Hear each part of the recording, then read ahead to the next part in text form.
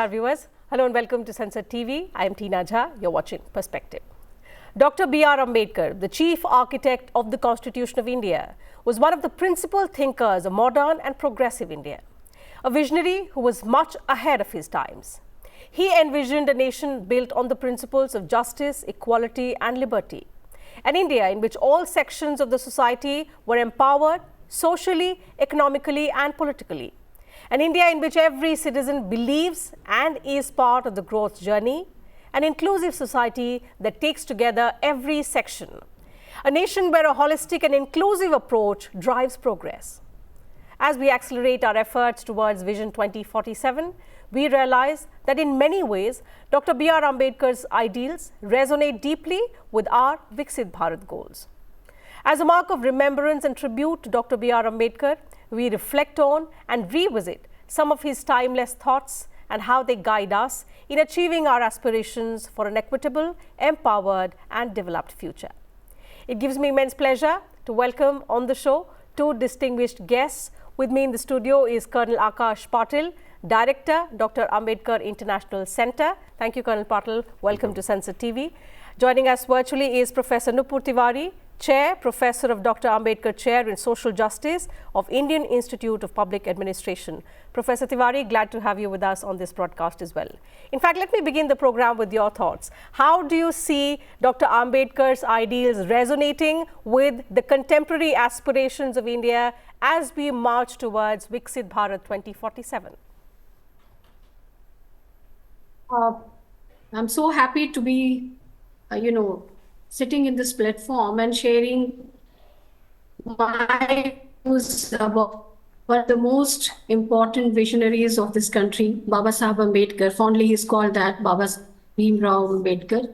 And all his visions, is absolutely most essential for making India Viksit Bharat vision, that is 2047. Many of the things which he said about, this is 100% quality and good education, access to high quality and affordable healthcare, and also very recently we are talking about skill development and meaningful employment, women education, and also women empowerment. In fact, he was the first feminist of this country who could speak so much and volumes about women emancipation and also their economic empowerment.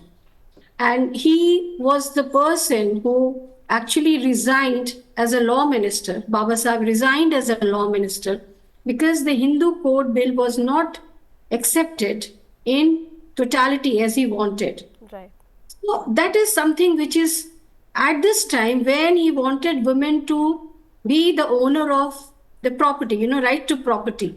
That was so much ahead of its time. And what we are talking about, that is making the country at that platform, that is Viksit Bharat, is exactly we are replicating the views and the ideals and the philosophy of Baba Sahib. So it's very, very relevant, especially in terms of when we talk of zero poverty and other marginalized section to be brought into the mainstream.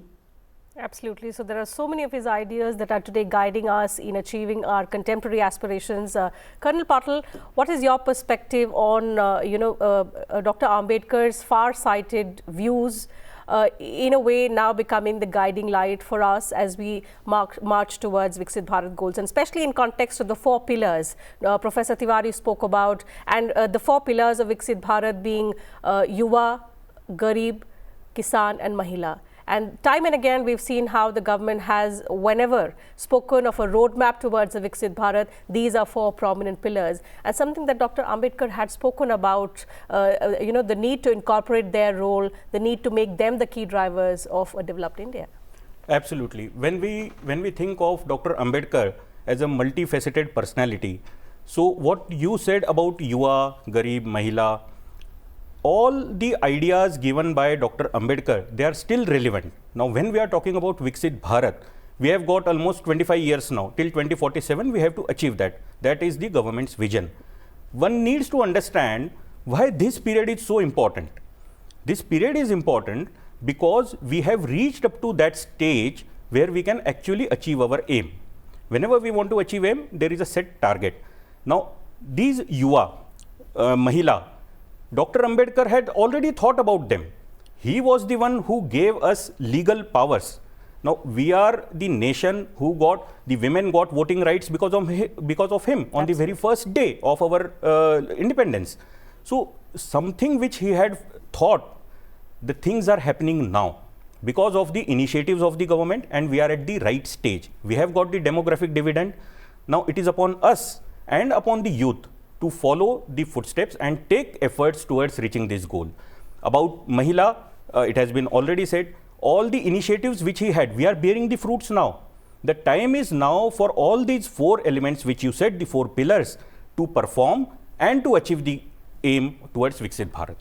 If you could elaborate a little for our young viewers, it's been nearly 8 decades of our independence, but because of the policies and the approaches that he spoke about, why does Dr. Ambedkar continue to be one of the biggest icons of the youth? What did he say about the youth, which Absolutely. is helping us take India to where we want it to be? Absolutely. Now on 14th, as we celebrate the 135th anniversary of Baba Saheb, and still why he is so relevant. Now, you see the amount of hard work which he had taken to complete his education. In spite of facing so much discrimination in his youth days, during his school times, he has achieved something which is remarkable, a PhD from most renowned universities from outside, getting himself qualified and coming back. Not only coming back, again he faced the discrimination, but he did not give up. What I want to convey, the message for the youth is very loud and clear.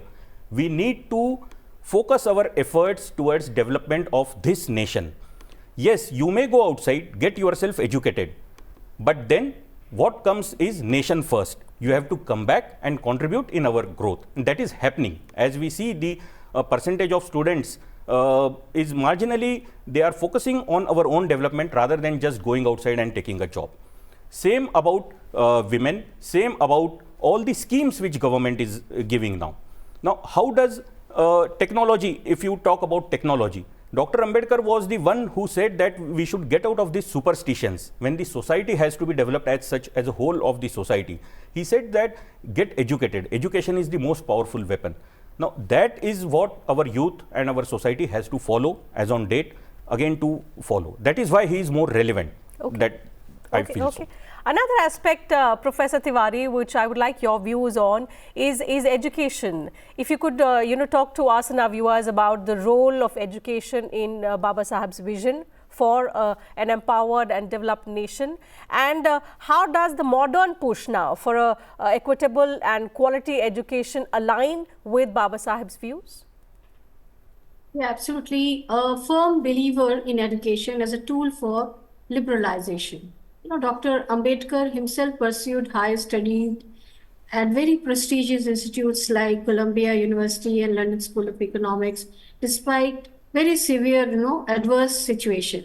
And he emphasized on the education as a means of self and societal upliftment, which is that if you are educated, nothing can stop you. And he was a true example of that.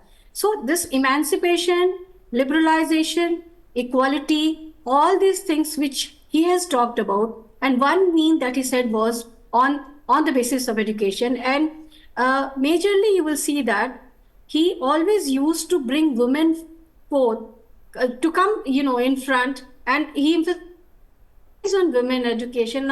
He was also institution builders. Number of institutions were opened and educational organizations were started to give this kind of societal upliftment to women itself and of course the youth. Another very important thing which we are talking about is culturally responsive pedagogy and various other things, that every portion of it is very important. And you will be looking into all the philosophies of Baba Saheb, that how he has translated these in his writings and how he has led these kind of projections at a very high pedestal, that even the marginalized section or any kind of section which is there has full right of education. And he has been taking this as the most important tool for liberalization. And majorly, if you see his Buddhist, conversion to Buddhism, and also his philosophy of social harmony and making his ideas so relevant for all those social political changes, where he has been emphasizing on education as a very important tool of making this severe changes and eradicating this very severe discrimination which exists in the society. Professor, since you spoke about discrimination, and this is something that globally we're also seeing discrimination on the basis of gender.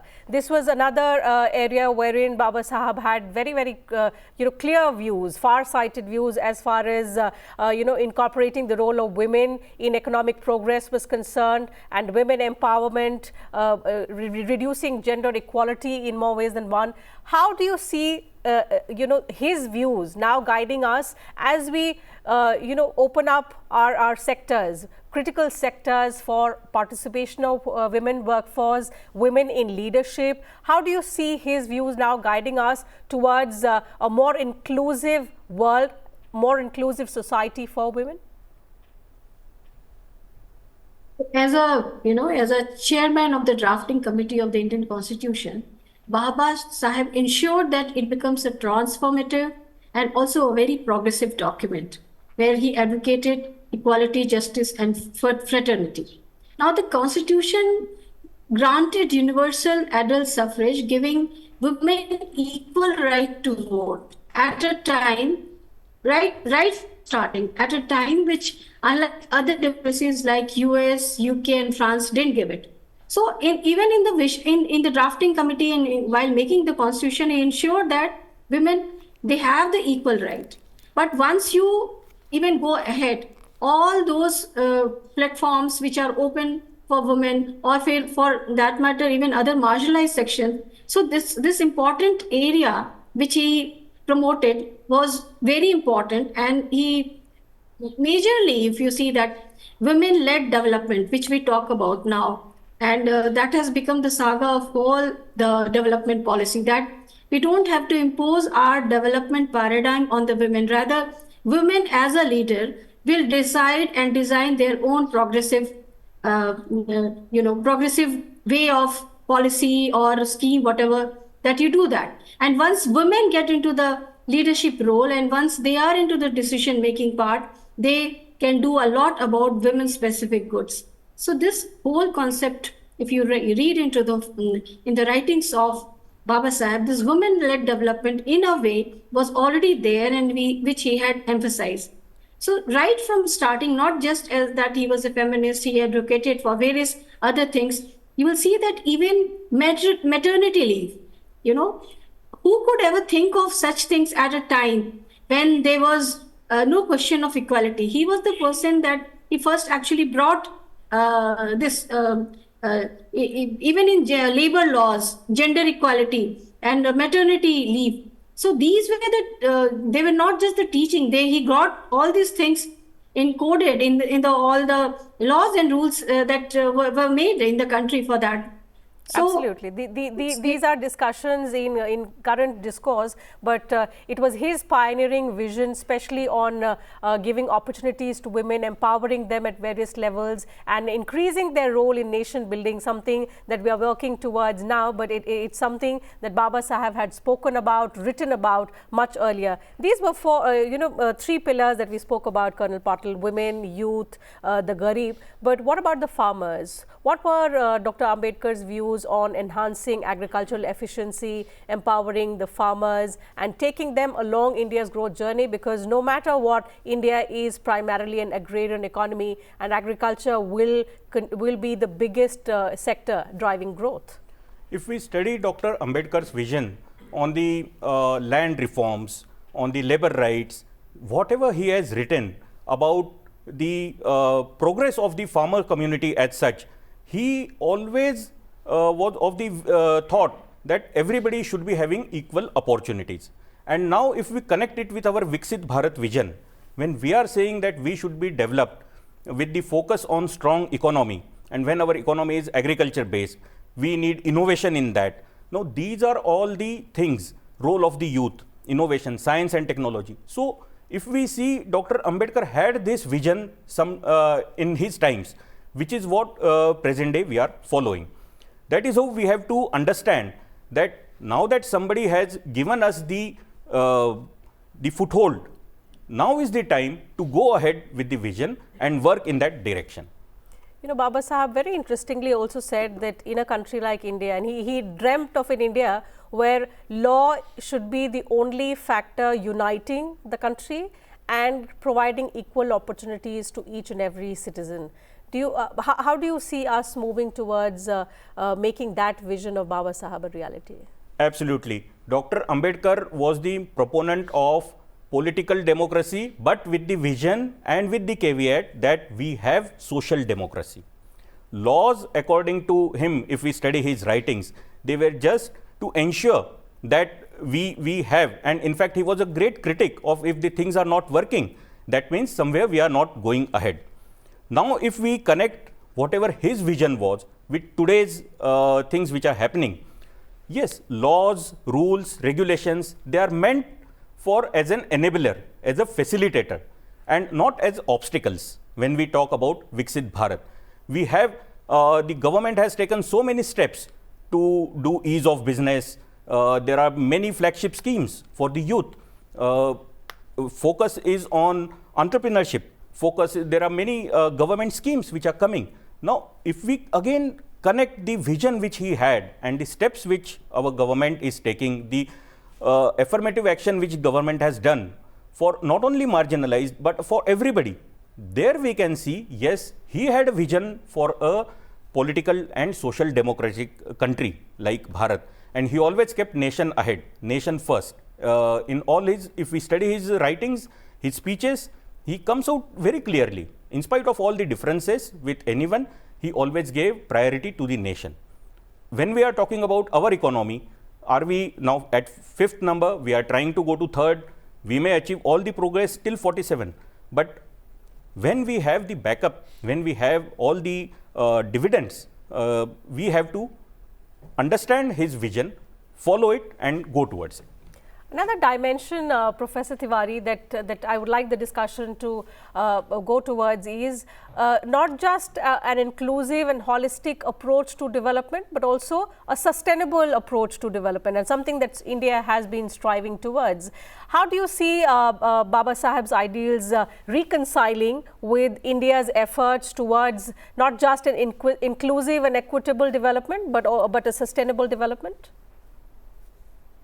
There are many things which cannot be answered in a straight manner, I would say, but many of his economic visions and also his vision towards the infrastructure development. For instance, economic visionary in terms of setting up institutions like Reserve Bank of India and Central Water Management Authority, majorly, contributing to India's economic and also infrastructural development. So these were some of the things which are so sustainable that we are still trying to, get the best things out of these economic visions which he had. And nobody could have ever thought of these institutions like RBI and various other things. And if you get into the infrastructure vision, he not only promoted large-scale infrastructure projects such as Damodar Valley and projects in Hirakud Dam and various other river projects, ensuring sustainable resource management, and also ensuring that the nation develops in a very sustainable manner. So conceptualizing the national power grid system also demonstrate very foresight in energy security and in industrial growth. So these things could be in some way connected to your question that he was also a visionary with terms of sustainable development. Certainly. Colonel Patil, in the broader view of how Dr. Ambedkar envisioned India and its growth and empowering various sections, empowering local bodies was also one aspect. How do you see that aspect of decentralization having happened at various levels of governance, and have we in more ways than one been able to do justice to what Baba Saheb spoke about? Because through decentralization, through empowering the local bodies and local communities, you are strengthening governance at different levels, putting power into the hands of people who will ultimately feel part of India's growth story. Absolutely. Baba Saheb always, he talked about education as the weapon, and we all know his famous quote, get educated, organize and agitate. That was for a mission, for the development of the society. He triggered those points for the common masses at the grassroots levels where everybody believed in him. Same is the case what is happening today. When we are talking about the overall development, unless the local bodies at the grassroots levels, right from the panchayat to village level to block, district level, till the time this message is understood by all the stakeholders at these particular places, and they understand the vision of this great man as well as our government, what the steps are being taken, if it is the flow of the technology, use of digital infrastructure, what we are talking about these days, scientific temperament, economic development. So all these things from the grassroots levels, if they are getting connected, if people are understanding through education, through technology, then the path becomes very clear to achieve our aim. So his vision of hitting at the grassroots, it is still very relevant, because now we know that our demographic dividend, what we talk about, the median age of our country is as on date is 29. That is the biggest development, that is the biggest advantage which we have. Absolutely. So these youth people at the grassroots level, if they go, then certainly they would contribute to the overall aim. So capitalizing on India's strengths over the years, we've been able to make efforts, we've seen progress towards reaching or realizing the dreams of Baba Saheb. But to fully realize and make India into what Dr. Ambedkar envisioned, into a more developed and prosperous country, India as a global power, what according to you are some of the areas in which we still need to focus on and perhaps pay particular attention? As per me, the major focus has to be on skilling of the this youth dividend which we have. Yes. When we say 29 is the age, making all the facilities available in-house, and in-house means not in the specific urban areas but at the grassroots levels. That if we focus on the educational infrastructure, we are certainly developing upon the communication infrastructure wise. Our inland waterways are developing, our means of communications are developing, the places are getting closer. The road transport has marginally, substantially it has improved. But the youth, till date, our education system has been overhauled. If we see completely, students, they are getting the best quality material as on date. So if the infrastructure in terms of education, if we focus on that, that according to me is one sector where we need to focus. Okay. Professor Tiwari, I'll take one last comment from you about how we need to accelerate. There is no doubt tremendous progress has been made in particularly all areas of growth that we are talking about. But the fact is, to reach our goal, the Viksit Bharat goals 2047, perhaps aligning with a lot of the ideals of Baba Saheb, we need to accelerate and put in more efforts to realize that vision. What are your suggestions? I would say all the things that we mentioned here, there's one thing which is very important, that is global relevance of teachings of Baba Saheb. Like, teachings on labor law, gender equality, and use of constitutional means to address conflict have universally accepted. And there is a universal application also. His Buddhist philosophy and emphasis on social harmony, which is making his ideals so relevant to addressing socio-political challenges that we are going through. So all the things that we said about educational empowerment, upliftment, infrastructure vision, economic vision or visionary, advocating women rights, and various others like drafting constitution, equality, justice, fraternity, these things, if social reforms are also included in a way that Baba Saheb wanted it, and which has been there, of course, it is reflected in the philosophies and also the schemes of the government. But majorly, much emphasis has to be given on these visionaries, these mission mode way, if these things are taken into shaping the Viksit Bharat at 2047, then Dr. B.R. Ambedkar's vision and legacy would be given full justice for the shaping of Viksit Bharat and Sure. also make India fully progress. Sure. Through this discussion, we've tried to connect Baba Saheb's vision with our contemporary aspirations and how we are moving forward towards realizing that one common goal of a developed future for India. So with that, I'll have to wind up the program. Time allows me to take up only that much on this edition of Perspective. Thank you once again, Professor Tiwari, Colonel Patil, for joining us for this quite engaging and enlightening discussion on the legacy, the unparalleled legacy of Baba Saheb Ambedkar. And thank you to you viewers for your time as well.